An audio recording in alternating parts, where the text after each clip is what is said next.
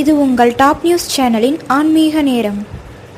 புதிதாக வீடு கட்டி குடிபோகும் போதோ அல்லது வாடகை வீட்டிற்கு செல்லும் போதோ நாம் வசிக்கப் போகும் அந்த வீட்டில் தெய்வ சக்தியினை நுழைய செய்ய வேண்டும். இதனால் நமக்கு சகல செல்வமும் வெற்றியும் கிட்டும். தெய்வ சக்தி நுழைய வேண்டும் என்றால் அது அங்கு எப்போதும் நிலைத்திருக்க வேண்டும் என நம் முன்னோர்கள் குறிப்பிடுகின்றனர். சிட்டுக்குருவி, புறா, அணில் போன்றவற்றிற்கு எல்லாம் சூட்சமமான சக்தியினை அறியும் ஆற்றல் உண்டு. புதிதாக குடிபோகும் வீட்டிற்கு தெய்வ சக்தியினை கொண்டு வர வேண்டும் என்றால் ஏதாவது ஒரு ஜீவசக்தியினை கொண்டு வர வேண்டும்.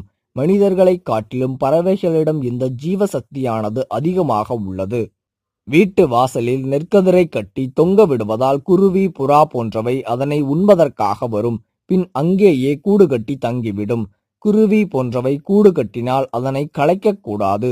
தெய்வசக்தி கொண்டு வரும் சாதகமான சக்திகள் இவையாகும். இந்த புறாக்கள், அணில் போன்றவை வந்துவிட்டு போனாலே நமக்கு நல்லது நடக்கும். எனவே இவற்றினை விரட்டக்கூடாது.